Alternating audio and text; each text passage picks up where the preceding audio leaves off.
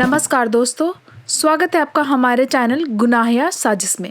आज हम बात करने जा रहे हैं एक ऐसे केस के बारे में जो कि बाकी केसों से काफी अलग है। ये कहानी एक 29 साल की लड़की की है जिसका खून हुआ और उसकी लाश मिलने के बाद पुलिस ने छानबीन करनी शुरू कर दी। उन्हें खूनी का भी पता चल गया, लेकिन उसके बाद भी पुलिस उस खूनी को कभी पकड़ नहीं पाई। आप भी सोच रहे होंगे कि यह कैसे हो सकता है। अगर पुलिस के पास खूनी की सारी इंफॉर्मेशन थी तो पुलिस ने उसे तुरंत अरेस्ट क्यों नहीं किया? पुलिस उसे पकड़ने में नाकामयाब कैसे रही? दरअसल यह कहानी ही कुछ ऐसी है जिसके बारे में आप भी जब जानेंगे तो आपको भी बहुत शौक लगेगा।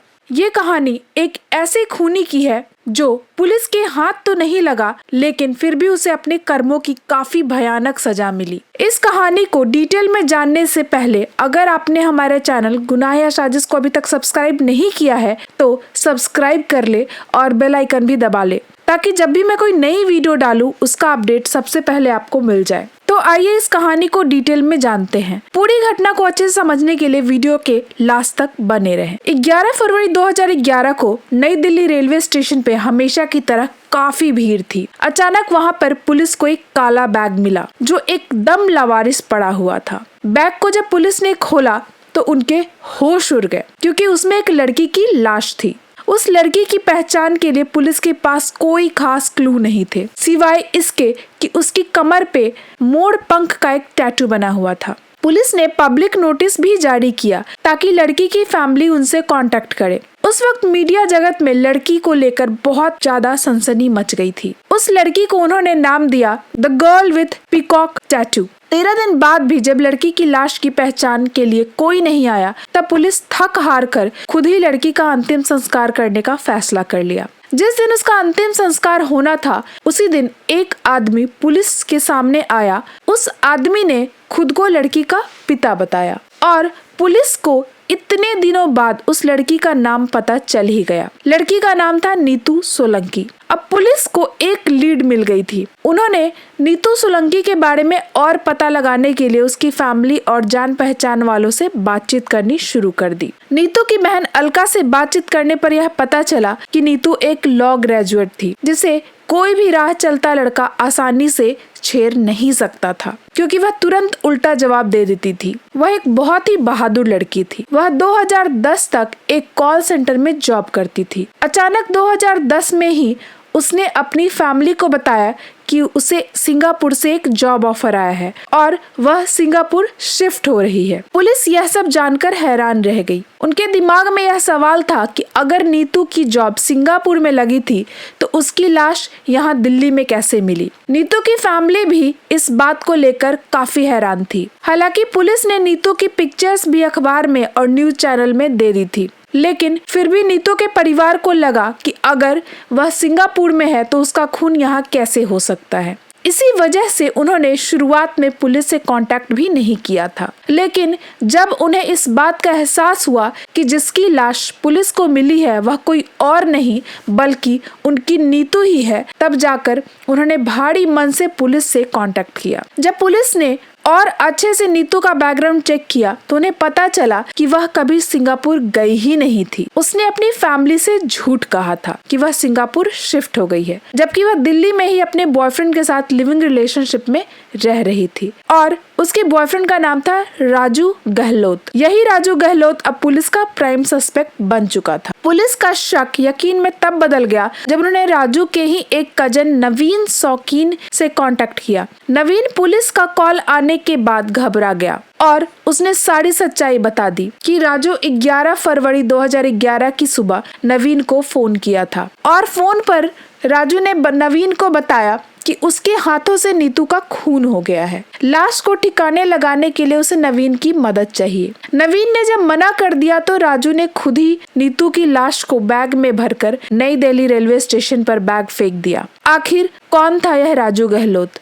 जिसने इतने भयंकर हत्याकांड को अंजाम दिया? राजू गहलोत ने दिल्ली यूनिवर्सिटी से वोकेशनल स्टडीज में ग्रेजुएट करने के बाद टूरिज्म में मास्टर्स की डिग्री ली और फ्रेंच भाषा में डिप्लोमा किया। अपनी नौकरी की वजह से उसे air India colony Vasant Vihar में रहने के लिए घर मिल गया था। नीतू और वह लिविंग रिलेशनशिप में थे। इसी दौरान उन्हें पता चला कि उनका गोत्र एक ही है। जैसा कि हम जानते हैं कि हमारे देश में कई जगह एक गोत्र वालों को भाई बहन माना जाता है। नीतू को लगा कि अगर यह बात उसने अपने माँ बाप को बताई तो वह कभी भी शादी के लिए नहीं मानेंगे।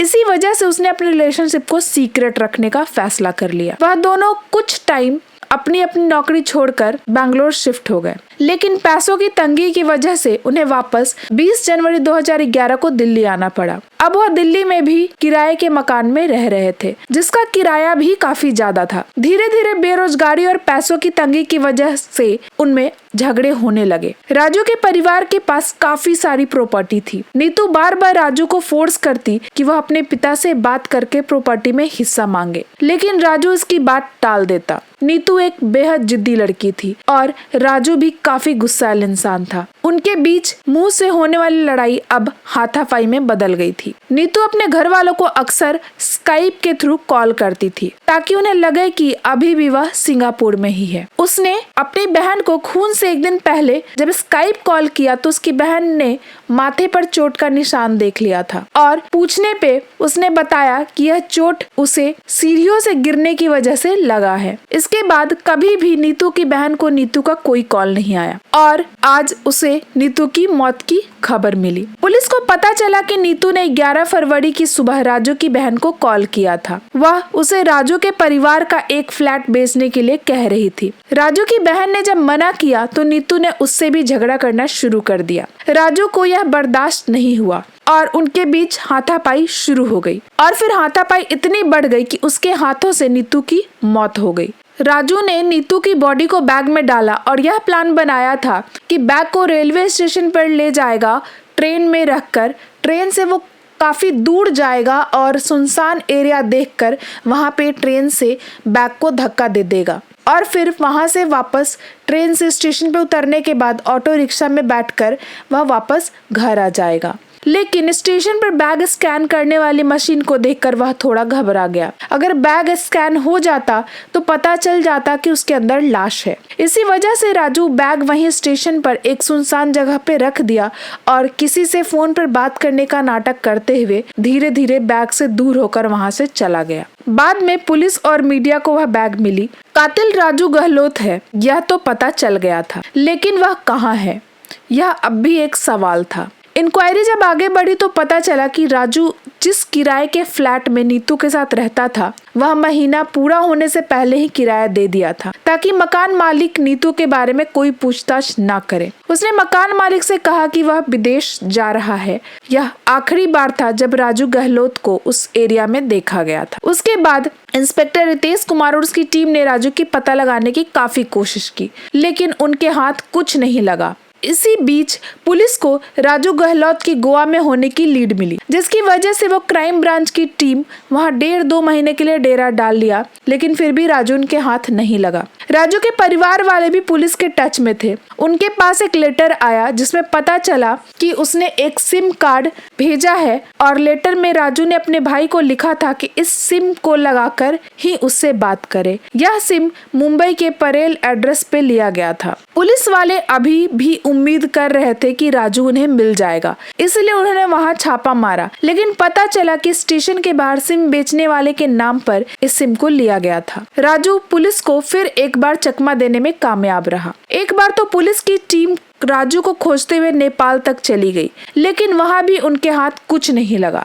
राजू ने इस बीच लगभग 15 मोबाइल और 15 सिम कार्ड का इस्तेमाल कर लिया था। वो इतनी चालाकी से इस्तेमाल करता था कि पुलिस को भी उसकी लोकेशन समझने में काफी कंफ्यूजन हो गई थी। राजू गहलोत न सिर्फ दिल्ली पुलिस की मोस्ट वांटेड लिस्ट में आ चुका था, बल्कि उसके सिर पे अब 2 लाख का इनाम भी रखवाया गया था ताकि जनता से उसके बारे में कोई भी जानकारी मिल सके। लेकिन राजू फिर भी नहीं मिला। राजू और पुलिस वालों के बीच यह चूहे बिल्ली का खेल कुछ दिनों तक और चला, लेकिन उसके बाद पुलिस का हौसला कमजोर पड़ने लगा। अब उन्होंने धीरे धीरे इस बात का यकीन होने लगा कि राजू ने अपनी चालाकियों की वजह से उन्हें हमेशा चकमा दे देता है। लेकिन क्या राजू वाकई में बचा रह पाएगा? वक्त निकलता गया। नीतू सोलंकी मर्डर केस को अब 8 साल बीत चुके थे। इस केस पे सबसे ज्यादा वक्त बिता चुके इंस्पेक्टर रितेश को अब अचानक 25 जून 2019 को एक कॉल आया। कॉल की दूसरी तरफ मौजूद शख्स ने कहा कि जिस शख्स को उनकी तलाश है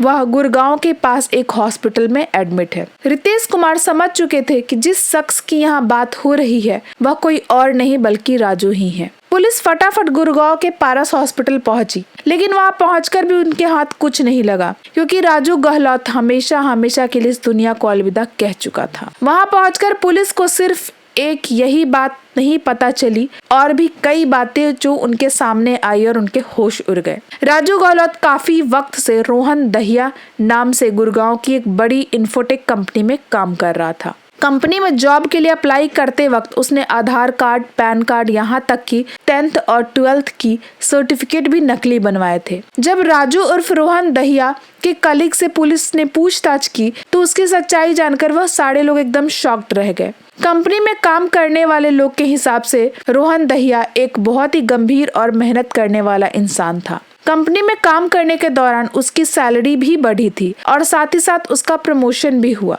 गुड़गांव में काम करते वक्त वह जिस फ्लैट में पेइंग गेस्ट की तरह रह रहा था, वहां भी किसी को उस पर किसी तरह का कोई शक नहीं था। वह बस बाकी लोगों की तरह काम पर जाता और कभी कभी दोस्तों के साथ अपने रूम पर पार्टी करता। कंपनी में काम कर रहे बाकी लोगों की तरह रोहन दहिया भी एक साधारण एम्प्लॉय था, जिसके पास्ट के बारे में कोई नहीं जानता था। वह कंपनी में सबसे एकदम तमीज से बात करता और बातों में भी ज्यादातर काम से रिलेटेड बातें करता। कंपनी में वह अपने अच्छे कंडक्ट की वजह से बहुत ही जल्दी 8 लोगों की टीम का लीड भी बन गया था। राजू को रोहन दहिया के नाम से जानने वाली कंपनी के लोगों ने उसकी एक आदत बहुत अजीब लगती थी। वह कभी भी स्मार्टफोन नहीं लेता। 2019 में जब हर किसी के पास स्मार्टफोन था, तब भी वह एक कीपैड वाले फोन से ही काम चला रहा था। अगर कोई उसे कीपैड वाले फोन के बारे में पूछता तो उसे वह यही जवाब मिलता कि कीपैड वाले फोन के साथ वह ज्यादा कंफर्टेबल है।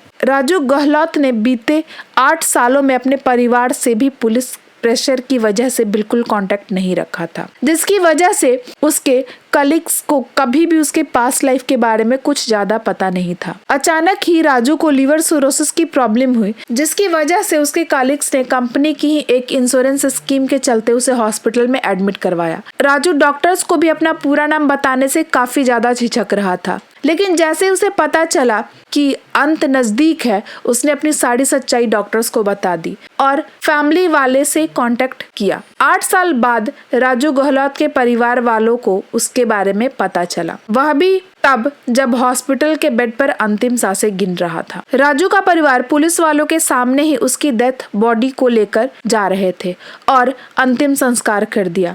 इस केस की सबसे खास बात यह रही कि राजू कोई हिस्ट्री सीटर नहीं था, लेकिन फिर भी वह अपनी मौत तक हमेशा पुलिस से बचता रहा। वह बहुत चालाक इंसान था, जिसने जाली डॉक्यूमेंट्स बनवाने के बारे में पूरी जानकारी थी। इन 8 सालों में ना जाने उसने कितनी बार अपने नाम को बदला होगा और कहां कहां रहा होगा। दिल्ली पुलिस उसे दुनिया भर में ढूंढ रही थी, लेकिन वह उनसे बस 1 किलोमीटर दूर गुड़गांव में बैठा एक अच्छी पोस्ट पर नौकरी कर रहा। पुलिस के अनुसार राजू गहलोत के बार बार बचने का सबसे बड़ा हाथ जाली डॉक्यूमेंट्स का था। पुलिस वालों ने कहा कि देश में जाली डॉक्यूमेंट बनवाना और उन्हें यूज करना काफी ज्यादा आसान हो गया है। इस डॉक्यूमेंट्स बनाने वालों के खिलाफ कुछ स्ट्रिक्ट एक्शन लेने चाहिए, जिससे पुलिस जल्द से जल्द मुजरिम तक पहुंच सके और उन्हें बार बार चकमा न दे पाए। आपकी इस बारे में क्या राय है? जिस राजू गहलोत को पुलिस सजा नहीं दे पाई, उसे ऊपर वाले ने सजा दे दी। इस कहानी के बारे में आपकी क्या राय है? कमेंट करके हमें अवश्य बताएं।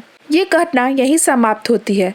क्राइम की दुनिया की ऐसी और कहानियां जानने के लिए हमारे चैनल को सब्सक्राइब करना ना भूले। मैं आपसे फिर मिलूंगी अगली कहानी के साथ। तब तक के लिए धन्यवाद।